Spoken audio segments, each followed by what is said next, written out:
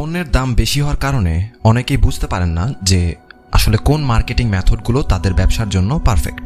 যদিও আমি প্রায়ই বলি পণ্যের দামটা মূল কথা নয়, কিভাবে মার্কেটিং করছেন, কিভাবে সেল করছেন সেটাই মুখ্য বিষয়।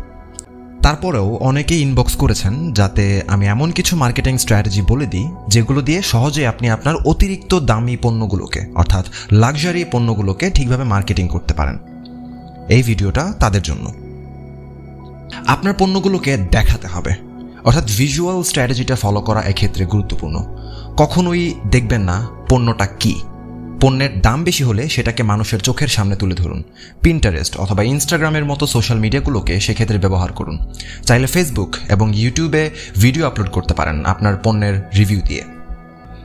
ওয়েবসাইট অর্থাৎ ই কমার্স ওয়েবসাইট তৈরি করুন। সেখানে কথা কম কাজ বেশি নীতিতে চলুন।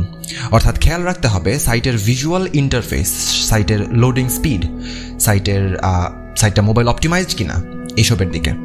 ইনফ্লুয়েন্স মার্কেটিং করুন। লাক্সারি পণ্যের জন্য ব্র্যান্ড এবং ছোটোখাটো সেলিব্রিটি ও ইনফ্লুয়েন্সারদের দিয়ে ভিডিও তৈরি করুন।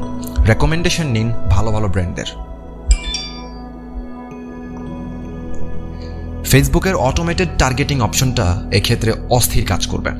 ফেসবুকে শুধুমাত্র ধনী ব্যক্তিদের বা যারা অনলাইনে অনেক বেশি শপিং করে অথবা যারা দামি পণ্য কেনে তাদের টার্গেট করে অ্যাড ক্রিয়েট করা যায়। যারা জানেন না কিভাবে সেটা করতে হয় তারা চাইলে আমার সোশ্যাল মিডিয়া মার্কেটিং প্রফেশনাল যে কোর্সটা আছে সেটা করে ফেলতে পারেন। খ্যাত এবং মৃত এই দুই ধরনের কন্টেন্ট তৈরি করার চেয়ে কন্টেন্ট তৈরি না করাই ভালো। কন্টেন্ট তৈরি করুন ক্রিয়েটিভ এবং ইমোশনাল। যারা দামি পণ্য কেনে তারা দামি পণ্য কেন কেনে, এই কেন এর উত্তরটা তাদের মনে করিয়ে দিন। সাইকোলজিক্যাল অনেকগুলো টেকটিক্স আপনি এই ক্ষেত্রে ইউজ করতে পারেন, তবে ফোমো মেথড সব থেকে ভালো কাজ করবে। অফলাইন মার্কেটিংকে বাদ দিয়ে দেবেন না। দামি পণ্য অনলাইনের চেয়ে অফলাইনেই বেশি বিক্রি হয়। That's it. সো পরের ভিডিওতে কথা হচ্ছে। Thank you. Stay positive, stay